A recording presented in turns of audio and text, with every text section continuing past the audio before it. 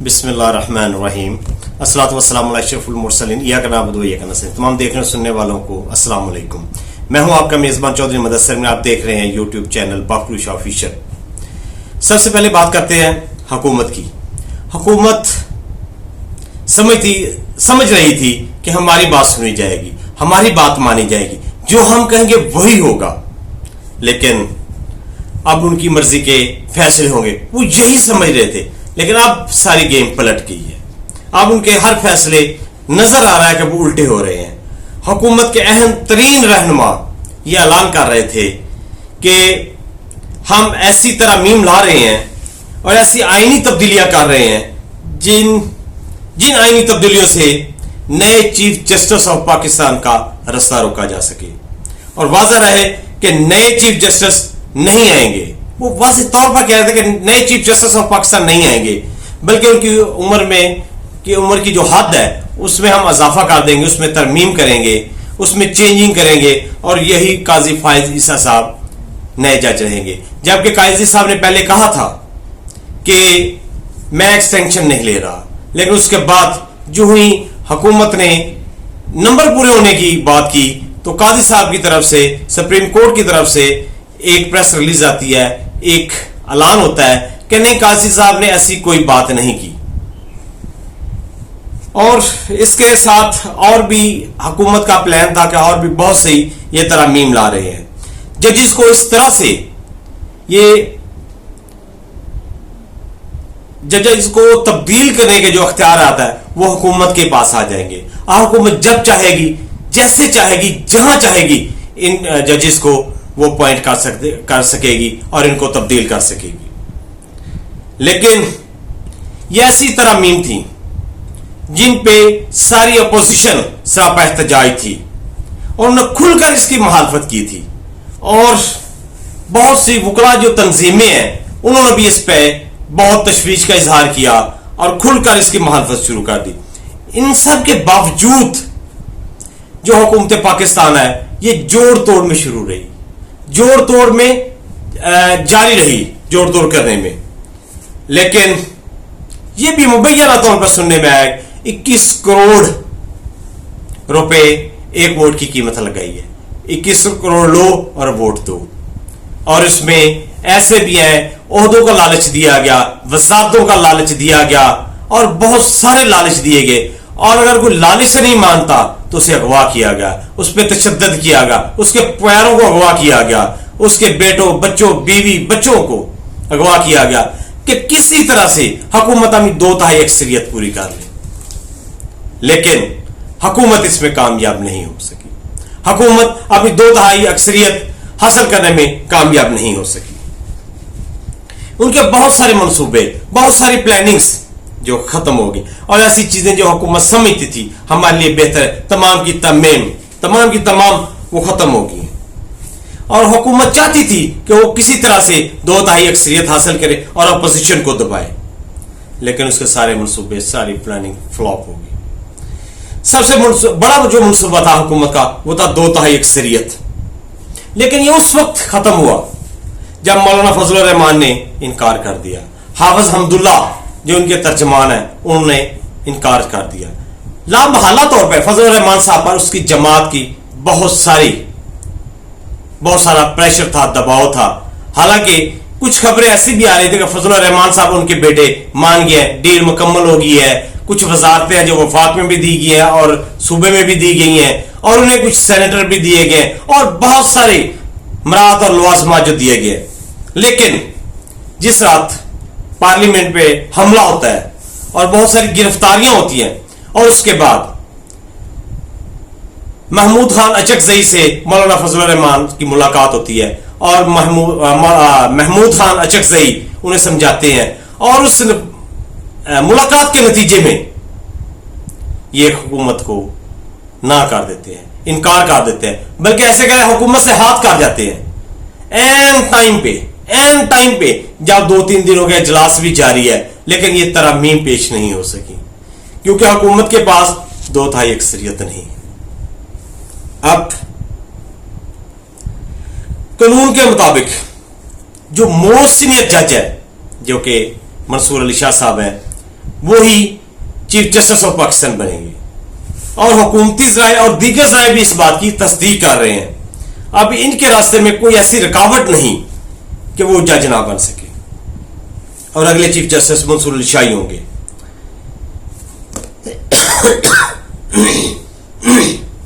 कोई भी हुकूमती जो अरकान है, जो हुकूमत अभी कोई भी ऐसा रिस्क नहीं ले सकती, कोई ऐसा एडवेंचर नहीं कर सकती। लग तो ये है जिसके नतीजे में कोई वकला तहरीक या सियासी तहरीक शुरू हो जाए, क्योंकि हुकूमत देख रही है कि जो उन्हें उम्मीद नहीं थी कि पार्लियामेंट हमले पे ऐसा ज्यादा रिएक्शन आएगा। अपोजिशन की तरफ से तो रिएक्शन आना ही था, उनकी अपनी जो इत्तेहादी जमातें हैं उनकी तरफ से बड़ा जबरदस्त और बहुत सॉलिड किस्म का रिएक्शन आया इंटरनेशनल मीडिया ने, और इंटरनेशनल लेवल पे बहुत ज्यादा, और कहा जा रहा था रिएक्शन आया, और कहा जा रहा था कि एक इतना बड़ा मुल्क, इतनी बड़ी पार्लियामेंट, और उस पर हमला हुआ है, उसके अरकान वहां से ही गिरफ्तार हुए। और इसमें जो एक अजीब सी बात है कि एक हुकूमती वजीर ने, मैं उनका नाम ले देता हूं, अता तारड़ साहब, उन्होंने एक शोशा छोड़ा है कि ये जो गिरफ्तारियां ये पार्लियामेंट के अंदर से नहीं हुई। इस पे सारा सोशल मीडिया गवाह है, उस पे सारी रात ये ब्रेकिंग न्यूज चलती रही। जो सहाफी उधर रिपोर्टिंग पे थे वो भी इस चीज के गवाह हैं। साहब हामिद रजा साहब वो इस चीज के गवाह, वो उधर मौजूद थे, और जितने भी अरकान पार्लियामेंट है जो पार्लियामेंट में मौजूद थे वो भी सब के सब यही दुआई दे रहे हैं कि हमें पार्लियामेंट के अंदर से गिरफ्तार किया गया। और एक और जो आईजी इस्लामाबाद है पुलिस, उन्होंने जो बयान दिया है वो मैं कल अपने व्लॉग में बता चुका हूं। उन्होंने भी ये कहा कि हमने पार्लियामेंट के तमाम कानून और जो प्रोसीजर है उसका वो हमने फॉलो किया है। इसका मतलब है कि वो स्पीकर साहब की इजाजत से उन्हें गिरफ्तार किया है और पार्लियामेंट के अंदर से। ये जो बयान है ये पता नहीं उन्होंने अता तारड़ साहब ने किस बुनियाद पे दिया है। क्या वो समझ रहे कि पाकिस्तानी अवाम ऐसे ही हैं जो इस बयान को मान जाएंगे? ऐसे नहीं चलता। और हुकूमत की ये जो पे दर पे नाकामियां, ये बुखलाहट का शिकार है, ये बुखलाहट की निशानदेही है। हुकूमती अरकान ने कहा कि कौमी असेंबली को चलने दिया जाए, और हुकूमती अरकान ने कहा कि ये असेंबली के फ्लोर की हद तक एक दूसरे के साथ हमें मिलकर चलना चाहिए। और जो बिलावल भुट्टो ने कहा है कि अगर जो असेंबली पार्लियामेंट है, जो असेंबली है, अगर ये चली, ये कामयाब हुई तो पाकिस्तान कामयाब हो, अगर ये नाकाम हुई तो पाकिस्तान नाकाम। इसे एक्टिव करना चाहिए, इस पे अवामी मसाइल जो है वो डिस्कस करने चाहिए। ये बिलावल साहब ने बड़ी होशियारी और चालाकी से बयान दिया है, जबकि इमरान खान साहब, कप्तान भी, पीटीआई वाले भी यही बात करते हैं कि पार्लियामेंट चलनी चाहिए, पार्लियामेंट में अवामी मसाइल हल होने चाहिए। लेकिन वो यही बात करते हैं कि जिनका इस्तेहकाक ही नहीं है, जो फॉर्म 47 वाले हैं, वो पार्लियामेंट में क्यों बैठे? उनका पार्लियामेंट में क्या काम है? वो अवामी नुमाइंदे हैं ही नहीं, वो अवाम को रिप्रेजेंट नहीं करते। यही बात खान साहब कह रहे हैं। उनकी अवाम जो पीटीआई के जो अरकान है पार्लियामेंट है, वो भी यही बात कह रहे हैं कि हम चलेंगे, बात भी करेंगे, लेकिन अवामी नुमाइंदों से। जो अवामी नुमाइंदे हैं उन्हें तो गिरफ्तार कर लिया है, और जो फॉर्म 47 की पैदावार है, जिनके पास अवामी हमायत नहीं, अब वो पार्लियामेंट में। अभी कैसे पार्लियामेंट चले, किससे बात करें? और खान साहब ने अकेले ने कमाल का प्लान खेला है, कमाल की प्लानिंग की है कि उन्होंने तमाम के तमाम जो हुकूमती अरकान है, जो इत्तेहादी जमात है, उन सबको एक पेज पे कर दिया है, और वो पीटीआई के खिलाफ है। अब वो फैसले क्या कर रहे हैं? ये जो मैंने आपको बताए, ये फैसले अवामी मंगों के मुताबिक है। नाज़रीन, मैं आपसे पूछता हूं, ये अवामी मंगों के मुताबिक है?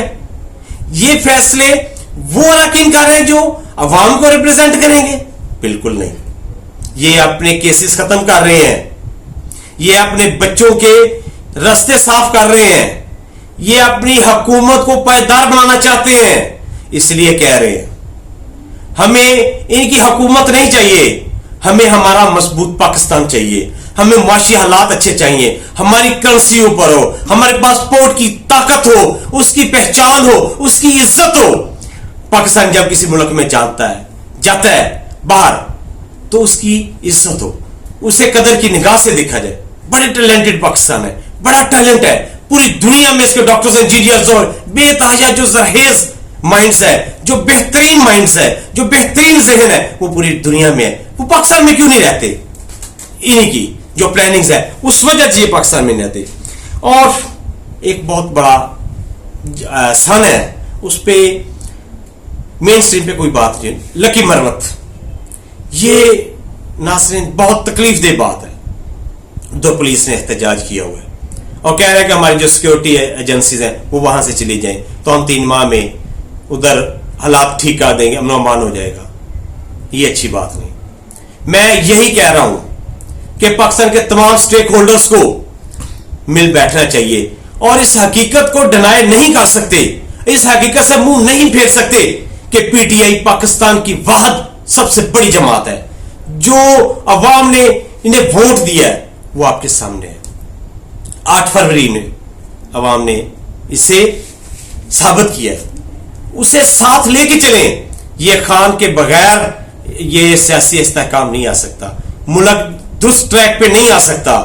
खुदारा उस शख्स की सुने, वो क्या कह रहा है, उसे तकलीफ है, उसका बल्ला छीन लिया, उसकी पार्टी तितर बितर कर दी, उन पे तशद्दुद किया, बेगुनाह उस पे 200 तकरीबन केसेस है, उसकी बीवी को अंदर किया है, वो उसको आपने क्रश किया है, लेकिन वो हर क्राइसिस में से उभर कर सामने आता है। उसकी जबरदस्त अल्लाह पाक ने उसकी मदद की है, खुदा ऐसे समझे। और लकी मरवत अभी 2-3 अजला है, कहीं ये खुदा ना हासा, अल्लाह ना करे, अल्लाह ना करे, पूरे पाकिस्तान में यह ना फैल जाए। ये हमारे जो बड़े हैं उनको सोचना चाहिए। और केपीए में जो तकरीर हो रही है उसमें मैंने पहले भी कहा मैं नहीं कर सकता बात, क्योंकि जो हमारी फौज है ये हमारी रेड लाइन है। मैं आर्मी के खिलाफ बात नहीं करता, ना ही मैं कर सकता हूं। ये हमारा फख्र है, शोहदा हमारी इज्जत है, हमारा फख्र है, हमारे सर का ताज है। आर्मी जो है हमारी रेड लाइन है, लेकिन उसमें कुछ ऐसे लोग भी हैं जिनकी गलत पॉलिसीज की वजह से ये तनकीद की जद में है। और लोग कौन है? ये सियासी जमातें हैं। ये सियासी जमातें अपने फायदे के लिए आर्मी को ले आ रही हैं, आर्मी को इन्वॉल्व कर रही हैं, और ये चाहती हैं कि आर्मी और पीटीआई आमने सामने रहें। इससे इनकी जो हुकूमत है उसको दुआ मिलेगा, उनकी कुर्सी जो मजबूत रहेगी। खुदारा इन अनासर को पहचाने, और पाकिस्तान और पीटीआई इनके जो मज़ाकरात है ये एक पेज पर होंगे तो पाकिस्तान खुशहाल होगा। और दुश्मन की हिम्मत नहीं कि पाकिस्तान की तरफ मैली आंख से देख रहे हैं। अगले वीलाग तक मुझे इजाजत दीजिए। पाकिस्तान जिंदाबाद, पाक आर्मी पाइंदाबाद।